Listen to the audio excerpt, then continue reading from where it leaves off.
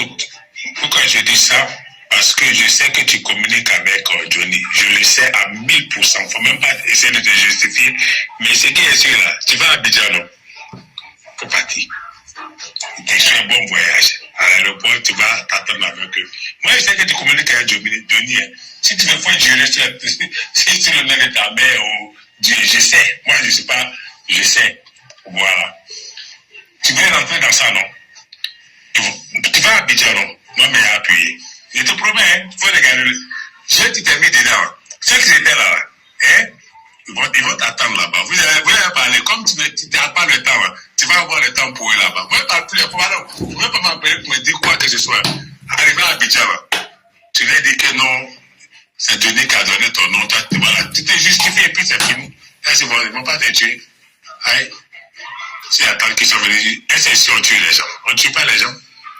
Seulement, ton gars là, il faut lui dire, le consul, tu l'envoies le vocal comme tu fais d'habitude là. Il faut lui dire, le consul est au courant, la police est informée de Helsinki, ils sont actuellement ils ont laissé tous ces vidéos là. Ils sont actuellement en train de travailler avec la police de Oulu. Ils vont le convoquer bientôt, il aura des avocats, tout. En tout cas, toi ton nom est là-bas. Voilà, tu vas aller te justifier. Comme tu ne veux pas qu'on t'aide là. Moi, je me retiens, pardon, ne m'appelle pas demain pour dire, ah, viens, non, faut aller, t'as pris ton billet, non, faut partir. Puis, au moins, tu es prévenu, quoi, quand arrivé là-bas, tu vas t'attendre avec eux, ils ne vont pas te tuer, ils ne vont rien te faire. C'est un pays démocrate, mais au moins, tu vas t'expliquer comment tu l'as connu, machin. Vous allez vous l'attendre là-bas. Moi, je ne suis pas un gaou, hein. Je sais que tu communiques avec lui. Aïe, je te connais. Et je te connais. Okay. Tu peux envoyer mes vocales à Johnny, comme je sais que tu le fais de façon. Il faut lui dire, de toute façon là, ils vont le convoquer, ils vont convoquer sa femme, ils vont montrer à sa femme tout ce qu'il fait. Il ne faut même pas t'inquiéter, ils vont faire ça propre, et puis moi aussi avec eux.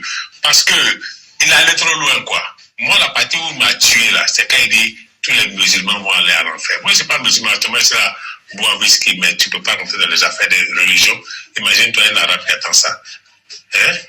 Et puis pourquoi ils mentent même qu'on veut venir le tuer? C'est quel noir, depuis toi tu viens en Finlande, c'est quel noir ils ont tué? Non? En tout cas, ils vont les serrer. Ils vont les serrer, ça a été garanti. Puis peut-être quand même, moi ça ne parle pas dedans. Mais ils vont le serrer. Ça, envoie-le le vocal, hein, parce que je sais que tu communiques avec lui. J'ai tranché ça. Si tu ne sais pas là, moi je te dis ça maintenant. Faut pas m'appeler pour dire mon vieux, non, faut pas. Non, on se connaît dans le pays là. Puis je sais, parce que tu ne sais même pas que tu es suivi. Voilà. Il faut regarder le jeu, comment ça va se terminer. Ça va prendre un peu de temps, mais on va gagner cette bataille-là, parce que je me suis mis avec les autres. Voilà. Moi, il ne fait pas semblant, tu me connais, comme il dit, ça se réalise. Moi, il ne fait pas semblant. Je suis là depuis 34 ans, lui, il est là depuis combien de temps? Toi, tu es là depuis combien de temps? On sait tout, hein? On sait tout. Qu'il y avait un blanc, c'est des policiers, hein? C'est des inspecteurs. Voilà, il faut donner dans le café vidéo. Voilà. Parce que même quand il va faire, on va réaliser ça aussi. Voilà, on veut plus de... Il n'a qu'à gâter à quoi? Il n'a qu'à continuer à gâter. Ça arrange les autorités finlandaises, ça arrange les autorités ivoiriennes. Voilà. Il y a plein de personnes qui ont porté plainte contre lui. Hein. Il y a plein. Hein. Ça va chauffer. C'est pas parce qu'il est enfant que ça le garantit qu'il va rester ici. Il n'a plus son statut de réfugié. Il a juste des enfants. Donc, et puis, maintenant, la Finlande, ils peuvent le livrer aux autorités. Les autorités ivoiriennes, les plaintes, ça arrivait de nouveau de Côte d'Ivoire. Ça va monter en France, de France, ça va passer. La personne qui est venue ici, ça va faire ça monter jusqu'à ici. Ça a été dit. Ça, en tout cas, moi, je sais que tu communiques avec lui, c'est tout. Je sais que c'est ton gars. Mais moi, je ne vais pas laisser, il va insulter tout le monde. Voilà. Je ne vais pas laisser ça. Regarde, tu es avec lui, non? Il n'y a pas de souci. Regarde sur moi. La famille, est-ce que Johnny Pacheco a préparé un coup d'État? Ou bien qu'est-ce qui se passe? Johnny Pacheco s'est retiré des réseaux sociaux. Johnny dit que lui a fait des vidéos là, il n'est plus dedans. Lui va s'asseoir, il va se concentrer sur sa vie. Mais, cher frère, il y a une information que je ne comprends pas. Le pouvoir d'Abidjan, malgré que Johnny dit qu'il ne fait plus vidéo, a fait des politiques, on ne voit plus Johnny parler là. Et ils sont autour de Johnny. Hein. On va écouter un ami de Johnny avec qui il échange souvent. Voilà. Il a envoyé des audios et puis il a expliqué l'histoire à cette personne-là. Donc vous allez écouter jusqu'à la fin. La famille, on écoute, c'est parti. La team, vous venez ici d'écouter les audios de M. Amara Doumbouya, qui se fait passer pour un Ivoirien, qui est pourtant d'origine guinéenne. Il porte le même nom du président de la République de Guinée, qui vient d'être élu là-bas, M. Doumbouya, président de la République de Guinée. Amara Doumbouya, que vous parlez, s'est rapproché de Johnny Pacheco. Mais aujourd'hui, il se sert des photos qu'il a fait avec Johnny Pacheco pour montrer au RATP en leur disant « Je peux vous livrer Johnny Pacheco sur un plateau en or si vous me donnez les marchés que je vous demande sur Abidjan. » Et c'est lui qui est en train de mettre tout sur pied pour livrer Johnny Pacheco à tel point qu'il menace même les amis de Johnny Pacheco qui ne peuvent plus partir à Abidjan s'ils ne disent pas où Johnny Pacheco se trouve. Et le gars Johnny, lui, il a pris sa sécurité. Mais ce qu'on ne vous dit pas dans cette affaire, c'est que M. Bli Roselin, proche collaborateur de Charles Blé Goudé, que vous voyez ici, qui a visité Charles Blé Goudé plusieurs fois, qui est même parti à la haie pour la sortie de Charles Blé Goudé, je vous répète encore, c'est quelqu'un qui prend l'avion pour aller aux Pays-Bas en France comme si on prenait le Baka.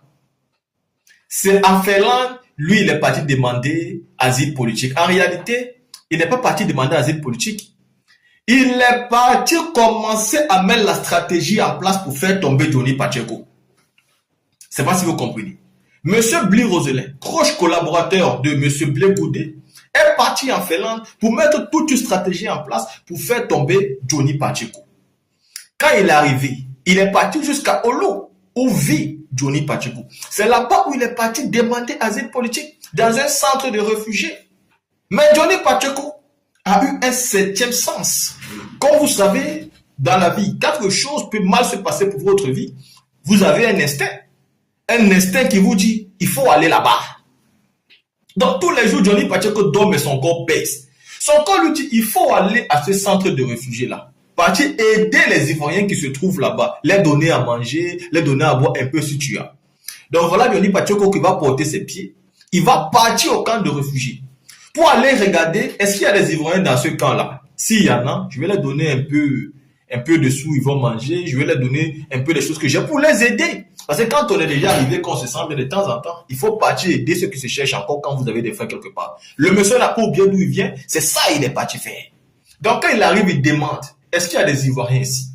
Les gens qui vont trouver vont dire, oui, il y a des Ivoiriens ici. On donne les contacts des Ivoiriens. Mais au moment maintenant où il a le contact de M. Bli Roselin, proche collaborateur de Blé Goudé, il a son contact, il appelle Bli Roselin l'évite. Bli Roselin fait tout pour ne pas. Il dit, mais frère, tu es un Ivoirien, moi je t'appelle parce que j'ai besoin de t'aider. Tu as peur de quoi? Laisse-moi se voir. Moi je suis ici depuis tout ça. Le monsieur il veut t'aider. Bli Roselin, lui il sait pourquoi il est là. Donc il évite Johnny Pacheco. Donc c'est comme ça, un jour, dans la nuit, Johnny Pacheco l'appelle, ah bah tiens, où et tout ça, il était coincé quelque part, bah Johnny Pacheco était dans la voiture, il est parti le chercher en même temps, ils sont partis à la plage pour discuter. Et bim, et Johnny Pacheco, lui, il ne le connaissait pas. Il ne connaissait pas Bli Roselin, c'était le collaborateur de Charles Blé Goudé. Mais Bli Roselin, lui, pensait que Johnny Pacheco le connaissait. Donc il s'est présenté en même temps à Johnny Pacheco, je suis tel de Charles Blé Goudé, tel. Et c'est où Johnny Pacheco a dit, merci. C'est dans quoi je suis. Je viens de me retrouver en face du proche collaborateur de Charles Blé Goudé. Et en faisant ses recherches, Johnny Pacheco se rend compte qu'en réalité, Bli Roselin, c'est un proche collaborateur, c'est un fidèle des fidèles de Blé Goudé. C'est quelqu'un qui jure au nom de Blé Goudé, c'est quelqu'un qui vit pour Blé Goudé.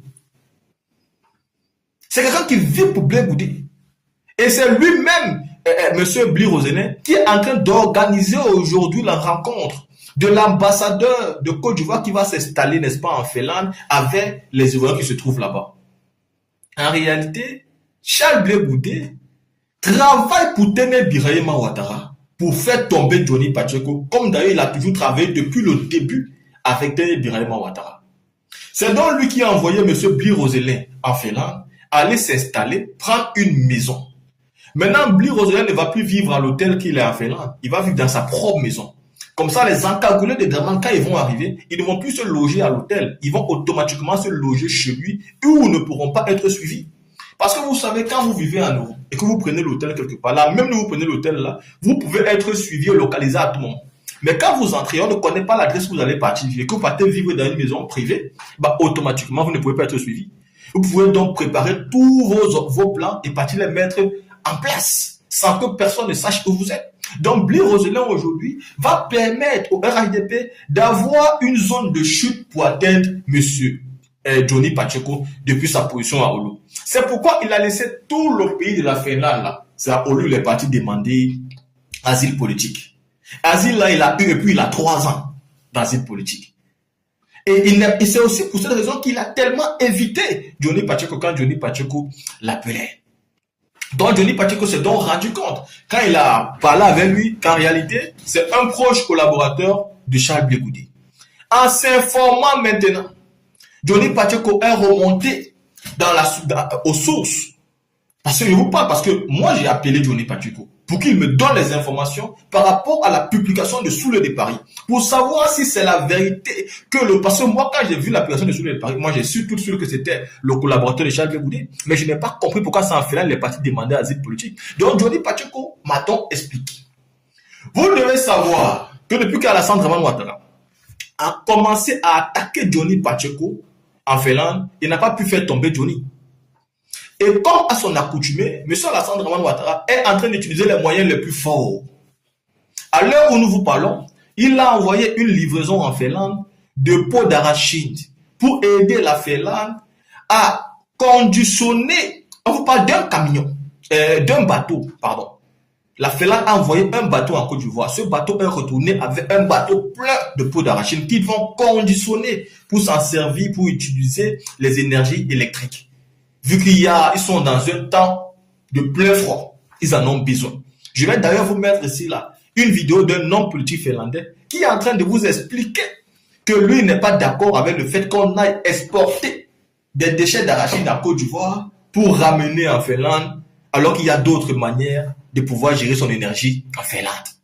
Pourquoi? Parce qu'Alassane Dramane Ouattara aujourd'hui, vous savez, quand il a besoin de quelque chose, il est capable de tout brader en Côte d'Ivoire pour atteindre son objectif. Le premier objectif, c'est de remettre une ambassade en Finlande. Et l'ambassade a été remise en Finlande. Celui qui l'a nommé, c'est un ancien rebelle, Don Vétu. C'est lui qui va gérer l'ambassade aujourd'hui. Ensuite, Blé Goudé et eux se sont mis d'accord pour envoyer Blé Roselin en Finlande, qui est parti demander l'asile politique, bien évidemment, à Oulu où se trouve Johnny Pacheco, pour organiser le guet-apens de telle enseigne que les encagoulés qui veulent la tête de Johnny Pacheco pourront maintenant loger chez lui. Et c'est tout ce qui est en train de s'organiser là, petit à petit, pour que le monsieur Johnny Pacheco prenne un fouet. Vous avez écouté les audios d'Amara Doumbouya, qui dit que monsieur Johnny Pacheco serait extradé. Parce qu'ils sont en train de mettre tout en place pendant que nous on pense que le combat est fini. Si Johnny Pacheco ne parle plus, ne fait plus de vidéos, c'est parce qu'il se sert de toutes ces vidéos aujourd'hui pour l'attaquer dans des procès. Et si je viens parler ici aujourd'hui, c'est parce que j'ai causé avec Johnny Pacheco. Et je lui ai dit, est-ce que je peux faire une vidéo dessus? Et qu'il m'a donné sa validation. Sans sa validation, je ne venais pas parler. Parce qu'avant, il vivait dans la cachette. Personne ne connaissait plus où il se trouve. C'est le gars de Blé Goudé qui est parti à Oulu. C'est lui qui l'a informé aux gens d'Alassane Ouattara que Johnny Pacheco n'est pas quitté la Finlande, il est en Finlande ici. Donc si on parle, c'est parce que le père de Johnny Pacheco, le gars de Charles Blé Goudé, a déjà informé tout le RHDP que Johnny Pacheco, qu'on avait vu dans un pays ensoleillé, il n'est pas dans un pays ensoleillé, il est ici en Finlande, lui et moi on s'est rencontrés. Donc il n'y a plus rien à cacher. Eux tous, ils savent déjà que Morola, il est toujours en Finlande là-bas. C'est pour ça nous on parle aujourd'hui. Mais... Alors la famille, qu'est-ce qui se passe? Est-ce que Téné Brahima Ouattara avait vraiment attrapé Johnny? Puisque Johnny, on peut dire qu'il a quitté la scène politique. Alors, si c'est le cas, pourquoi Téné Brahima Ouattara insiste pour vouloir arrêter Johnny Pacheco? Alors, si vous dites que vous avez déjà gagné et que vous êtes là à consommer votre 4e mandat, bah vous craignez quoi? Vous avez peur de quoi? Pourquoi traquer Johnny? Chers frères, chers Ivoiriens, à vous de juger. À vous de voir s'ils ont vraiment gagné ou si ils sont en train de lutter pour essayer de gagner. Ou s'ils ont peur que quelque chose vienne les ramasser. On est ensemble.